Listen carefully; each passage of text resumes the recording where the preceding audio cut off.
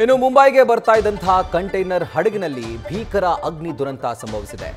ಕೇರಳದ ಕಡಲಿನಿಂದ 78 nautical miles ದೂರದಲ್ಲಿ ಒಂದು ಘಟನೆ ಆಗಿರುವುದು. ಸಿಂಗಾಪುರದ MV ವಾನ್ಹೈ 503 ಈ ಹಡಗಿನಲ್ಲಿ ಭಾರಿ ಬೆಂಕಿ ಕಾಣಿಸಿಕೊಂಡಿದೆ. ಇನ್ನು ಹಡಗಿನಲ್ಲಿದ್ದಂಥ 22 ಮಂದಿ ಸಿಬ್ಬಂದಿಗಳ ಪೈಕಿ 18 ಮಂದಿ ಈಗ ರಕ್ಷಣೆ ಆಗಿದ್ದಾರೆ. INS ಸೂರತ್ನ ಯೋಧರಿಂದ ರಕ್ಷಣಾ ಕಾರ್ಯಾಚರಣೆ ಮುಂದುವರೆದಿದೆ.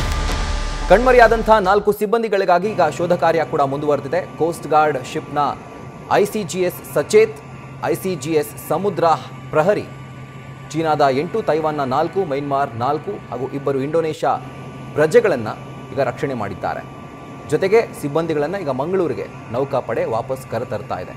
ದೃಶ್ಯಗಳನ್ನು ಗಮನಿಸ್ತಾ ಇದ್ದೀರಿ, ಯಾವ ರೀತಿ ಭಾರಿ ಅಗ್ನಿ ಅವಘಡ ಸಮುದ್ರದ ಮಧ್ಯದಲ್ಲಿ ಸಂಭವಿಸಿದೆ ಅಂತ ಡೀಟೇಲ್ಸ್ ಅನ್ನು ಕೊಡ್ತಾರೆ ನಮ್ಮ ಪ್ರತಿನಿಧಿ ಕಿರಣ್. ಈಗ ಪರಿಸ್ಥಿತಿ ಯಾವ ಥರ ಇದೆ?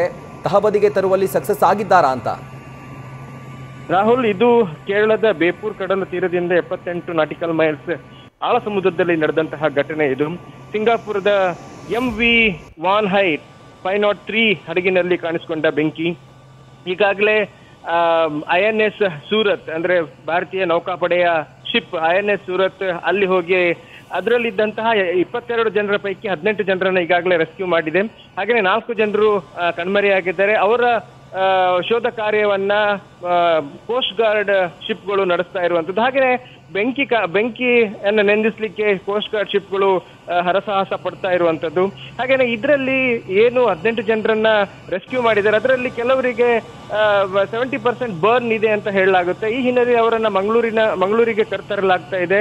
INS ಸೂರತ್ ಈ 18 ಜನರನ್ನ ಕರೆತರುವಂತದ್ದು. ಈಗಾಗಲೇ ಜಿಲ್ಲಾಡಳಿತ ಹಾಗೇನೆ ಪೊಲೀಸ್ ಇಲಾಖೆ ಎಲ್ಲ ವ್ಯವಸ್ಥೆಗಳನ್ನ ಮಾಡ್ಕೊಂಡಿದೆ.